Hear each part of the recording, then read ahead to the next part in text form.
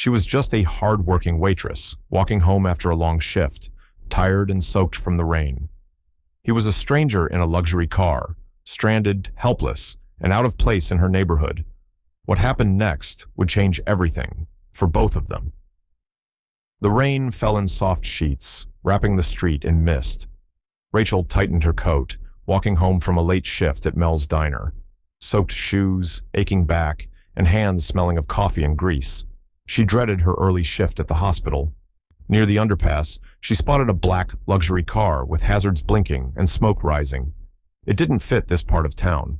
Most would have walked past, but the driver caught her eye, well-dressed, tense, staring at the engine. After a moment's hesitation, she crossed the street. "Everything okay?" she called. The man turned, startled, sharp features, wet hair, relieved eyes. "Overheated. I was heading downtown." "Looks like a coolant leak," she said, kneeling by the hood. "Happened to my dad's truck all the time." "You know cars?" he asked, surprised. "Enough to keep mine running. What's this, a Rolls-Royce? Not a usual sight here." He looked away. "Bad planning. You got tools? Or water?" "Think so," he said, fumbling with the trunk. "Thanks for stopping. You didn't have to." "I'm stubborn," she said, grabbing a wrench, "and you looked like you were seconds from crying." He chuckled. "That obvious?" "Little bit. People in suits like yours usually call a driver. You alone?" "Yeah."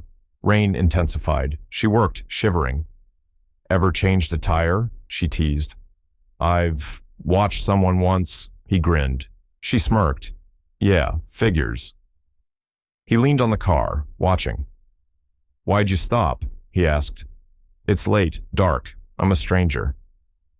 "You looked like you needed help," she said simply. That was enough. He studied her face, his gaze sharp but not unkind. "Most people aren't that decent anymore." "Well," she muttered, tightening the last bolt. "Maybe most people don't work two jobs and fix their own car when they cannot afford repairs. We see things differently." A beat of silence passed between them. "Try it now," she said, stepping back. The man slid into the driver's seat, turned the key, and the engine coughed, then purred. Rachel let out a breath of relief. "There you go, rich guy. Crisis averted." He stepped out of the car, eyes wide with amazement. "You really fixed it." She wiped her hands on her jeans. "Told you, duct tape and a little faith go a long way." The rain poured harder now, and they stood there, faces wet, the world silent, except for the hum of the engine and the storm. "Thank you," he said, voice softer now. "Really, I'm not used to people helping me, without asking for something." Rachel raised an eyebrow. "Not everyone wants something. Some of us just do what's right." The man seemed to absorb her words, something shifting behind his eyes. Then, as if remembering where he was, he reached into his coat and pulled out a sleek leather wallet. "Please, let me give you something for your trouble." She stepped back, almost offended. "I did not do this for money." "But—" "Just promise me," she said, cutting him off, "that next time you see someone standing in the rain who needs help, you stop, even if it messes up your suit." The man smiled. Something about that smile felt strange, like it belonged to someone who had not smiled genuinely in a long time. "Deal." He got into the car and drove off slowly, disappearing into the fog. Rachel stood there alone, shivering, water soaking through every layer of her clothes. She shook her head and laughed under her breath. "Rich people," she muttered, heading toward her tiny apartment, never imagining that the man she'd just helped would soon change her life forever. The next morning came too soon. Rachel got out of bed, sore from the cold, rainy night. Her old heater buzzed weakly in the corner. She tied her hair, put on her worn uniform, and left for her early hospital shift. As she mopped the long white halls, her mind kept going back to the man with the fancy car. It wasn't just his smile or how he looked at her. He seemed quiet, not arrogant, just distant, like no one had spoken to him normally in a long time. By lunch, she told herself he was just another rich guy who got lost. Strange, maybe, but nothing more. She pushed the memory aside and headed to her second job at Mel's diner. The diner was slow that day. The doorbell rang now and then as regulars came in. But the man didn't show. She felt oddly disappointed, not because she expected him, but because last night she had felt truly seen, not just as a tired waitress or janitor, but as a person who mattered. Later that week, on her day off, Rachel worked on her old '98 Civic in the apartment lot. She was crouched by the tire, grease on her hands, music playing softly from her phone. "Car trouble again?" a voice called. She looked up to see Mr. Green, her elderly neighbor with the shaky knees and stubborn pride, waving from his porch. "Nothing I can't handle," she shouted back, smiling. "Didn't you help someone on the road the other night?" he asked, leaning on his cane. Rachel nodded. "Yeah, rich guy, clueless under the hood." Mr. Green chuckled. "Hope he paid you well." "He offered," she said, standing up and stretching, "but I turned it down." He raised a brow. "You what?" She shrugged. He needed help. That was enough. Mr. Green just stared at her for a moment, then gave a slow, approving nod. "Your father raised you right." That afternoon, Rachel found herself at the hardware store, flipping through catalogs of tools she could never afford. An older man behind the counter noticed her long pause at the welding kits. "Are you fixing something big?" he asked kindly. "One day," she said. "One day I'll have my own garage. Rachel's Honest Garage. That's the name." The man smiled. "That's a good name. Sounds like a place I'd trust." She chuckled, touching the corner of the page. "That's the point. No one trusts mechanics anymore. Either it's overpriced or they talk to you like you're stupid. I just want to make something that feels fair, you know?" He nodded. "Then don't give up on it." As she left the store, something strange happened. A sleek black car drove slowly past the parking lot, then disappeared down the street. She only caught a glimpse of the driver, but her heart skipped. Same model, same shine. Her feet froze for a second. Was it him? She shook the thought away. Probably not. There were hundreds of cars like that in the city. He had no reason to come back. Still, that night, Rachel lay awake, thinking about their short conversation. How he had laughed. How he had listened.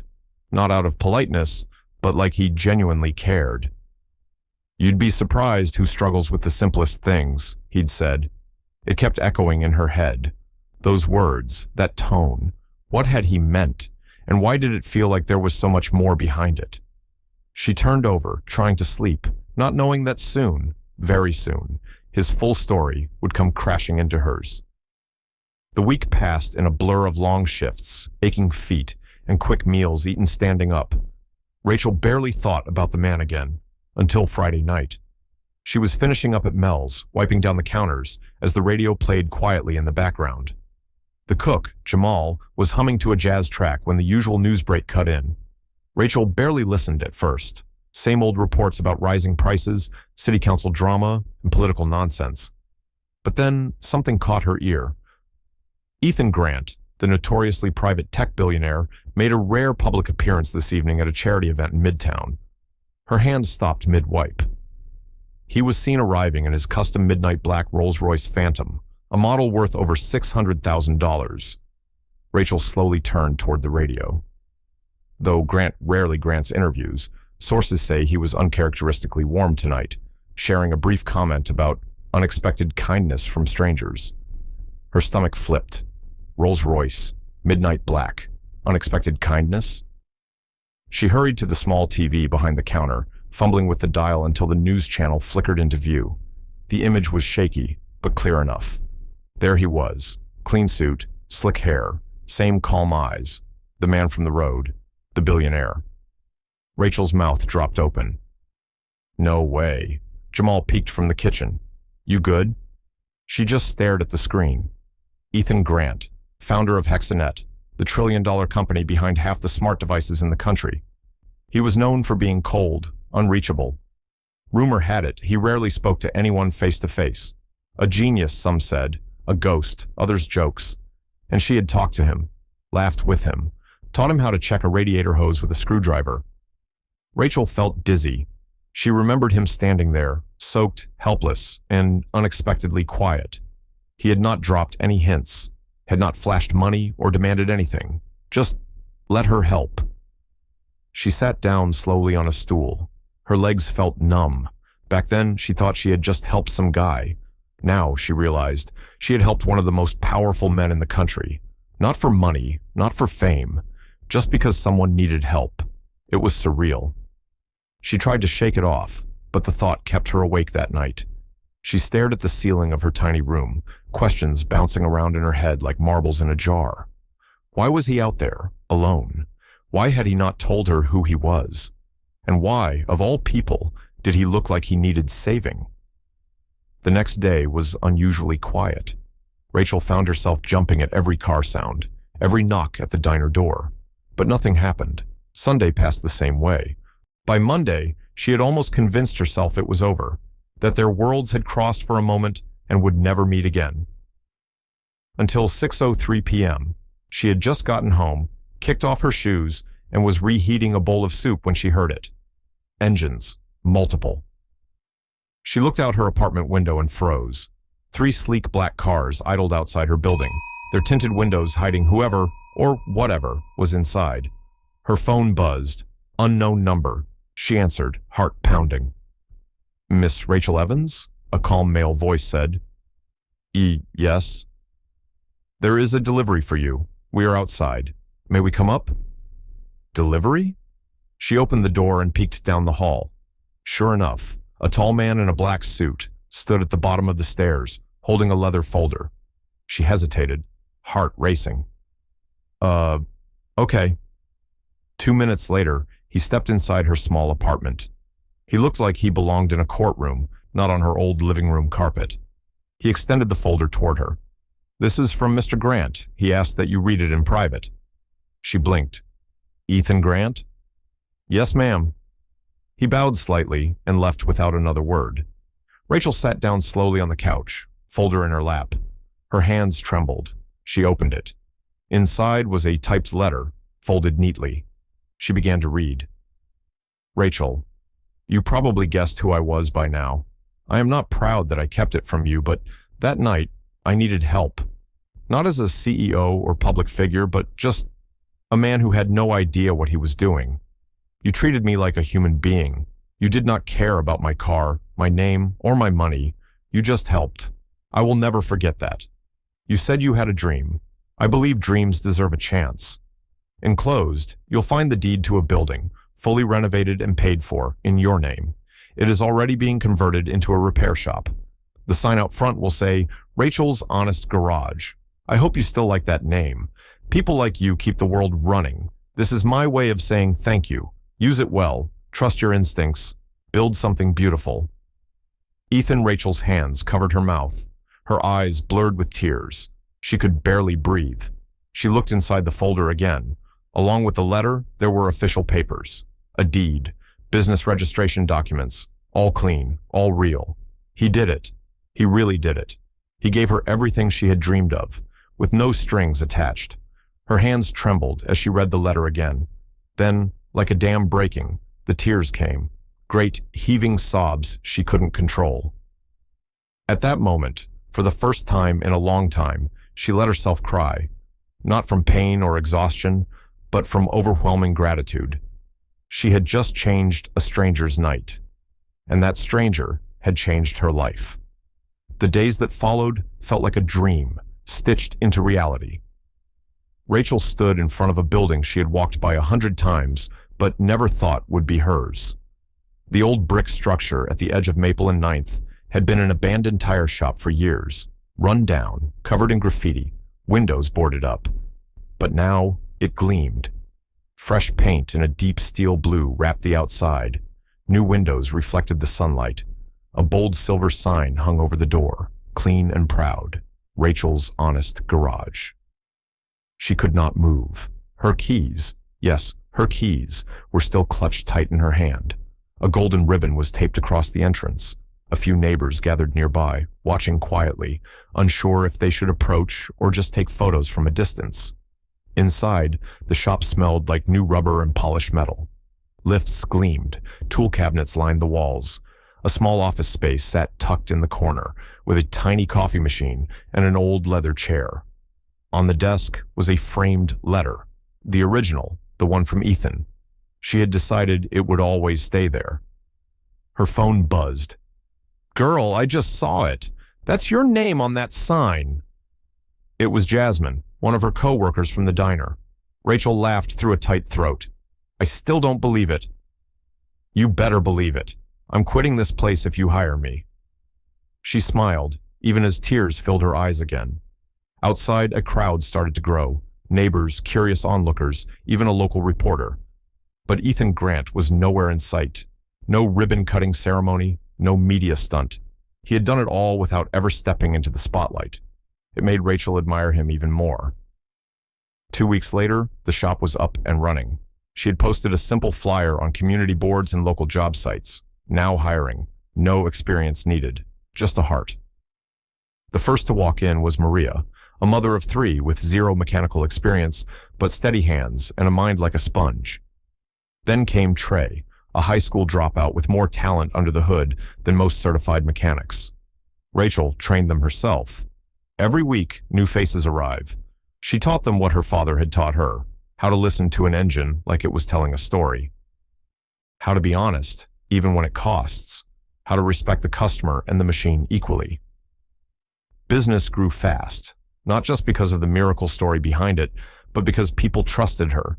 She never overcharged. She never lied. If it was a loose bolt and not a broken part, that is what she said. One rainy afternoon, while teaching Maria how to check brake fluid, she heard the bell above the door ring. She wiped her hands on a towel and looked up. Her breath caught. He stood there again, wet hair, dark coat, but this time with a quiet smile. Hope I'm not interrupting, Ethan said softly. Rachel laughed, shaking her head. I was wondering when you'd show up. Ethan walked in slowly, looking around at the garage. His fingers brushed over a workbench. This place, it feels right. It is right, she said, folding her arms. You gave me a shot. I'm giving others one now. He looked over at Maria, who waved shyly from behind a car. You built something real, he said, eyes warm. Rachel raised an eyebrow. You say that like you didn't think I would. Ethan chuckled. Oh, I knew. I just didn't realize how fast you'd make it happen. She offered him a coffee. He accepted. They sat in the small corner office as the rain tapped gently against the windows.